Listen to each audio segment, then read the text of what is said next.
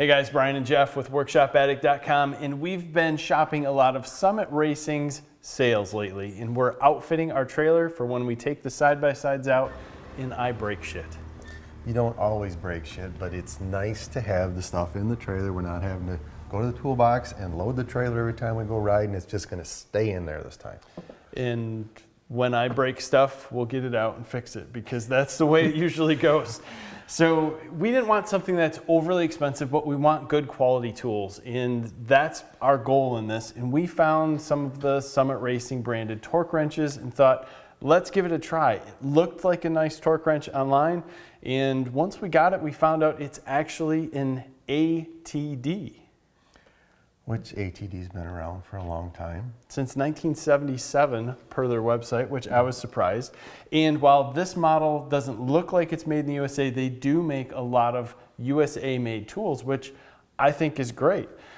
So this is kind of a nice, smaller torque wrench that goes from 20 foot-pounds up to 150. And you look at just the size difference of the couple that we got here. We don't need anything bigger than this for the side-by-sides. Basically anything that we're going to have in the trailer, and it doesn't take up as much room. Right. These are both up to 250 foot-pound models. But the biggest thing that we looked for was something that was easy to click and lock into place. And that's what the picture on this kind of showed us. It has a metal ring with a ball bearing on the bottom. So you just slide it around, slide your torque wrench to where you want it. These are all stamped into the chrome. So in some ways, it's easy to read. In bright light, it can be difficult. That's kind of a complaint with all torque wrenches. Unless you look at this one here where they're actually a different color, they're all kind of hard to see, at least for the guys like me. Everybody, you get them out in the sun, they're hard, but you just turn them around, use it. This has been a nice, comfortable torque wrench to use. It's got rubber at the end. It locks in very solid. The gearing in it, I believe, is 80 tooth. Everything here, the click has been solid. We've kind of put it on the bench and tested it out at the lower range. Click style torque wrenches are really only super accurate from 80% or the 20% up.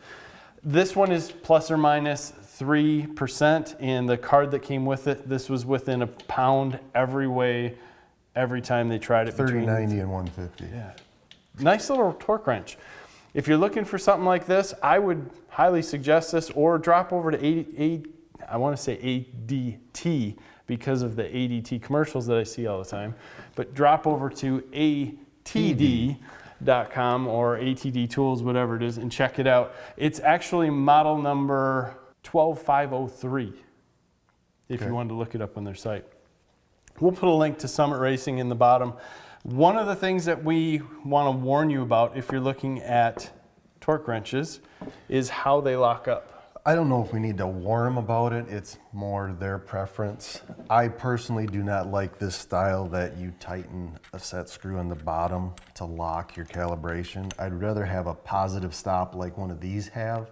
It makes me feel better knowing that it's not gonna loosen up and you're gonna turn it as you're using it. Well, this is a similar style that you can pick up for $29, and they're this way. They're probably shared across the board, made in one factory somewhere overseas. Right. And we see it with this one. We do not use this one, A, because it weighs 1,000 pounds, and B, because we dislike the back. If we didn't dislike the back of it and everything, I think people would pick it up because, like you said, it is easier to read. If we had these stampings on either one of these, it would be great. But this is going to wear out faster, and you can just tell the quality of this guy is not up to the DeWalt standards or this ATD that we have sitting here. This DeWalt is a very nice torque wrench that we've had sitting around. We use it all the time. I don't know why this plastic piece here that you have to pull bugs me. I wish it was metal. This one just seems more solid than the DeWalt. It does, and the rubber overmold on the DeWalt feels plasticky. So when you pick up this, you don't feel like it's a mechanic's tool. You feel like it's just another piece of plastic. Like a garden tool.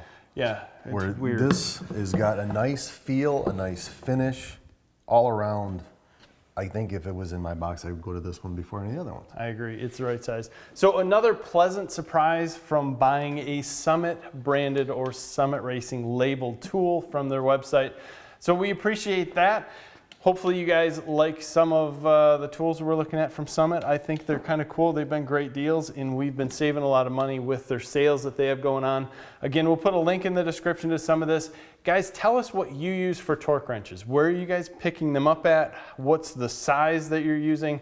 We find a lot with car lugs. If you have a F250, you got to be able to get up to at least 165. So we usually go from up to 250s here, but when we're traveling, side-by-side use, 150 is all we need. Yeah. Let us know what you think, man. Thank you for your time. Give us a like, subscribe to the channel. Have a great day.